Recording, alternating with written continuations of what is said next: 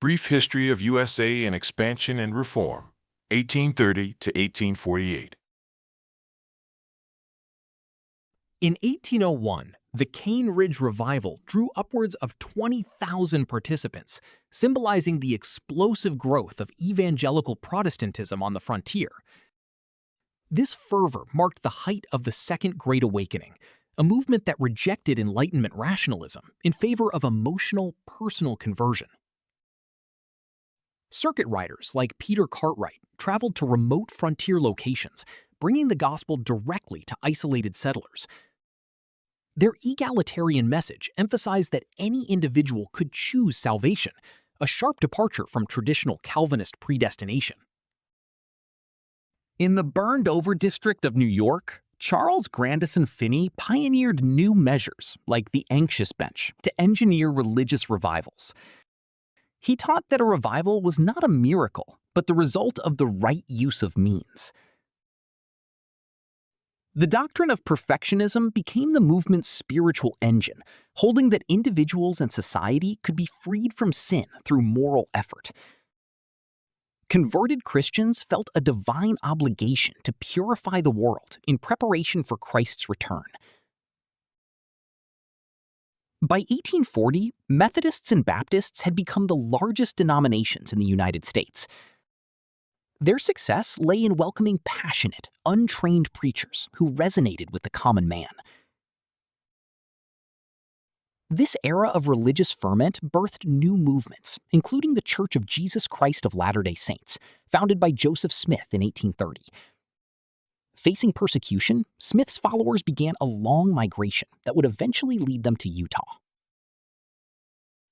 William Miller predicted the second coming of Jesus for October 21st, 1844. When the prophecy failed, an event known as the Great Disappointment, many of his followers reorganized into the Seventh-day Adventist Church. Seeking a more wholesome and simple life, Transcendentalists founded Brook Farm in 1841 to bridge the gap between intellectual and manual labor. They believed that God's voice spoke through human instinct and nature. Margaret Fuller, a leading transcendentalist, edited the journal The Dial and challenged patriarchal norms in her work Woman in the 19th Century. She urged women to develop their own relationship with God, rather than sinking into marital dependency. The awakening fueled the Benevolent Empire, a massive network of voluntary associations dedicated to social uplift. These organizations used modern printing and postal systems to flood the nation with reform literature. The temperance movement became a cornerstone of this reform impulse, viewing alcohol as the root of poverty and domestic violence. Early advocates like Lyman Beecher urged total abstinence from hard liquor. Dorothea Dix launched a landmark investigation into the horrific treatment of the mentally ill in jails. Her lobbying efforts forced state legislatures to fund humane institutions and state-run asylums. The completion of the Erie Canal in 1825 linked Western farms with Eastern cities, sparking the market revolution. This new interconnectedness allowed goods to be shipped faster and cheaper across long distances. Robert Fulton's steamboats transformed river travel, allowing vessels to move against the current and reducing shipping times significantly. This technological breakthrough integrated the Midwest and South into global trade networks. By the 1830s, railroads began to compete with canals, providing faster and more reliable links between growing commercial centers like Cincinnati and Chicago. This transportation revolution shifted the center of the American population westward. In 1844, Samuel Morse introduced the telegraph, allowing messages to travel almost instantaneously. This transformation in communication allowed business and government to operate across vast distances with new efficiency. Eli Whitney's cotton gin made short staple cotton highly profitable, transforming Southern agriculture and cementing "cotton is king" as the economic motto of the era. The cotton boom triggered the Second Middle Passage, a massive internal forced migration of over 1 million enslaved people from the Upper South to the cotton kingdoms of Alabama and Mississippi. In 1830, President Andrew Jackson secured the narrow passage of the Indian Removal Act, which authorized him to negotiate land exchange treaties with Eastern tribes. Jackson viewed removal as a military necessity and a national priority. The discovery of gold on Cherokee lands in 1830 brought a tide of white settlers to Georgia, leading the state to declare Cherokee laws null and void. The ensuing Georgia Gold Rush intensified the pressure for removal. In Worcester v. Georgia, 1832, the Supreme Court ruled that the Cherokee Nation was a sovereign entity, subject only to federal law. However, President Jackson reportedly refused to enforce the decision, leaving the Cherokee vulnerable. The Choctaw were the first to be removed in 1831, serving as a model for all future relocations. Their journey was marked by flash floods, freezing temperatures, and starvation, with thousands dying en route. In 1835, a minority faction signed the Treaty of New Echota, ceding all Cherokee land in exchange for $5 million and Western Territory. Principal Chief John Ross and over 16,000 Cherokees signed a petition protesting the fraudulent agreement. In 1838, under orders from President Van Buren, General Winfield Scott forcibly removed the remaining Cherokee. This trek, known as the Trail of Tears, resulted in the deaths of 4,000 Cherokee people from exposure and disease.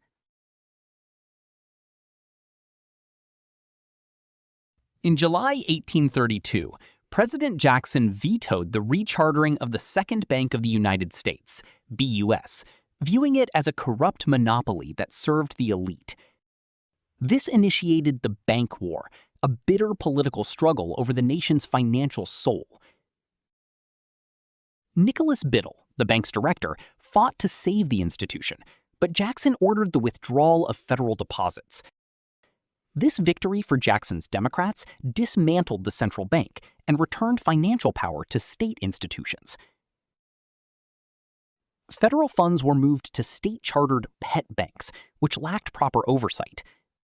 Without federal regulation, the money supply swelled as hundreds of new banks issued paper currency with little restraint. This credit expansion fueled a massive real estate bubble in Western lands. Land sales skyrocketed from $2 million in the 1820s to over $25 million by 1836, driven by risky lending and rampant speculation. To curb inflation and protect the government, Jackson issued the Specie Circular in 1836, mandating that public lands be paid for only in gold or silver. This order diverted precious metals from Eastern financial centers to the West. The Specie Circular abruptly burst the land bubble. Land prices plummeted, and investors who had purchased property with depreciating banknotes found themselves holding overvalued assets.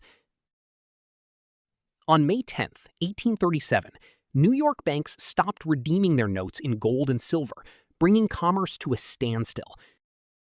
This triggered a nationwide financial collapse known as the Panic of 1837. The panic led to a major depression that lasted until the mid-1840s. Profits, prices, and wages dropped, while unemployment rose, leaving 1/3 of the workforce jobless in some areas. Martin Van Buren inherited the crisis just weeks after taking office. His perceived inability to act, combined with continued high interest rates from Britain, caused the dire financial situation to worsen. The crisis was a transatlantic event. Credit expansion in Chinese commodities like silk and tea overextended merchant houses from London to New York. When the bubble burst, it shattered global trade networks. In response to widespread business failures, abolitionist Lewis Tappan founded the Mercantile Agency. His nationwide network of credit reporters became the direct predecessor of today's credit ratings industry. To secure federal funds from future bank failures, the Independent Treasury Act was finalized in 1846. This policy completely severed the federal government from the private banking system.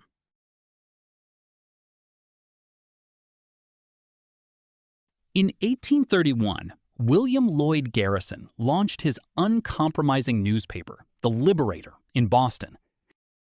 He demanded immediate, unconditional emancipation and shifted the anti-slavery debate from gradualism to moral urgency. Frederick Douglass, a formerly enslaved man, became the nation's most famous abolitionist.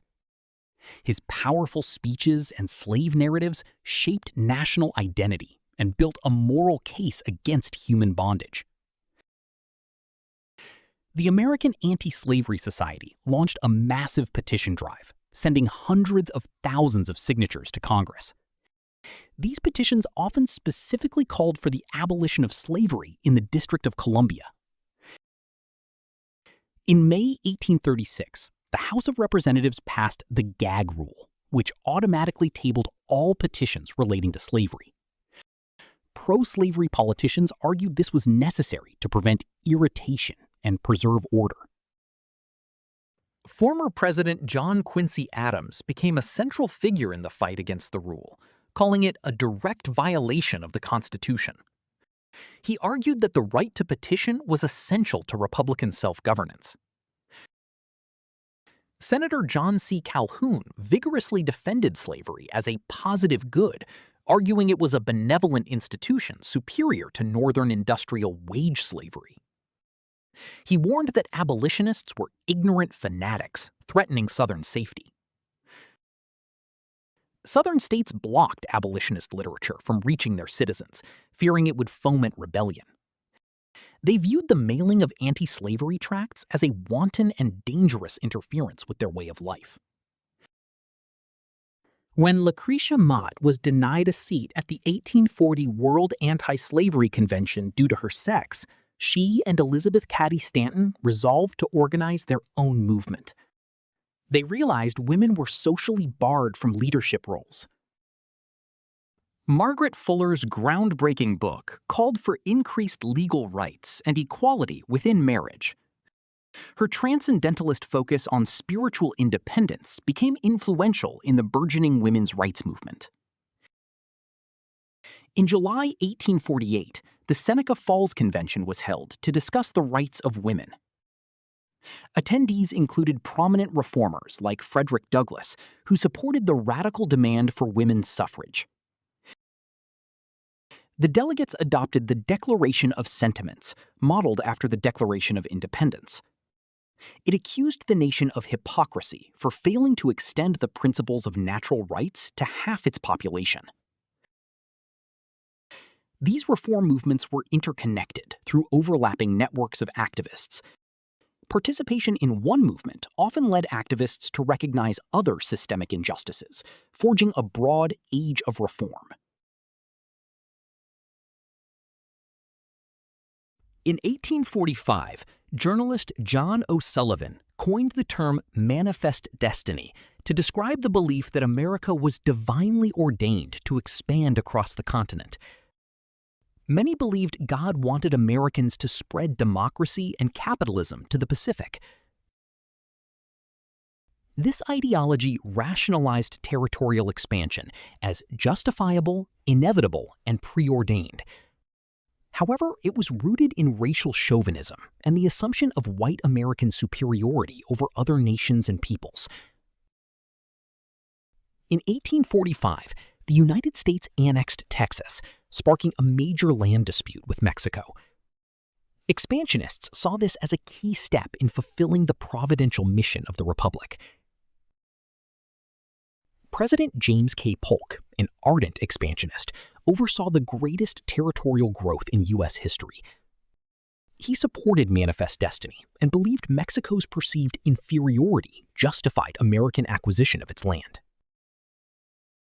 As the nation expanded, the profitable slave-based cotton boom followed. Manifest Destiny clearing indigenous land in the South opened millions of acres to the expansion of the plantation economy and slavery. In July 1845, Polk ordered General Zachary Taylor into disputed territory between the Nueces and Rio Grande rivers. A subsequent skirmish in April 1846 provided the grounds for a declaration of war. Polk petitioned Congress for a declaration of war, claiming Mexican forces had shed American blood upon American soil. While many initially supported the conflict, anti-slavery Whigs attacked it as a slave power plot to expand slavery. In August 1846, Democratic Representative David Wilmot proposed a proviso that neither slavery nor involuntary servitude shall ever exist in any territory acquired from Mexico. This Wilmot proviso sparked a political firestorm that divided the nation along sectional lines. Unlike abolitionists, free soilers like Wilmot were often unconcerned with racial equality. They opposed the expansion of slavery to protect free white labor from the competition of wealthy planter elites. To avoid a two-front war, Polk compromised with Britain in 1846, signing the Oregon Treaty to divide the territory along the 49th parallel. This added the lower Columbia Basin to the United States and secured the Pacific Northwest. American military success culminated in the occupation of Mexico City. However, the war's end brought domestic turmoil, as the question of whether the new lands would be free or slave deeply divided the country.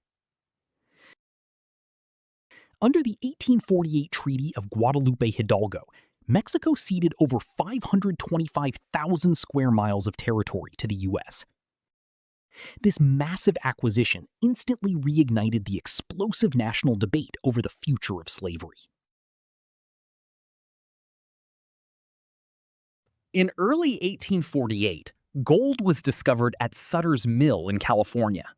This discovery set off a rush of prosperity, and thousands of 49ers began pouring onto the West Coast. The California gold rush put an end to the nation's lack of specie and shifted focus to the admission of new Western states. California's request for admission as a free state would soon push the country closer to the edge. Within the Democratic Party, anti-slavery barn burners, led by Martin Van Buren, clashed with conservative hunkers over the Wilmot Proviso. They were named after farmers willing to burn their own barns to root out a rat infestation. The Democratic Party nominated Lewis Cass, who championed popular sovereignty, proposing that settlers themselves decide whether to allow slavery. This ambiguous policy allowed both Northern and Southern voters to interpret it in their own favor. Disgusted by the major parties' compromises, conscience Whigs and barn burner Democrats joined with the Liberty Party to form the Free Soil Party in 1848. They rallied under the slogan of protecting free labor and white workers. The Free Soilers nominated Martin Van Buren, marking the first time a national political party committed itself solely to stopping the expansion of slavery. He declared slavery inconsistent with the principles of the American Revolution. The Free Soil Party moved away from moral arguments about slavery, focusing instead on the economic livelihoods of white workers. This moderate stance aimed to attract Northern voters who feared the political influence of the slave power. Radical abolitionists like Garrison refused to support the new party, arguing it was racist and that its slogan really meant freedom only for white men. They remained committed to immediate, total emancipation everywhere. The Whig Party nominated Zachary Taylor, a slaveholding hero of the Mexican-American War. By offering no official party platform, Taylor successfully appealed to a broad national coalition of voters. In the election of 1848, Van Buren captured over 10% of the popular vote.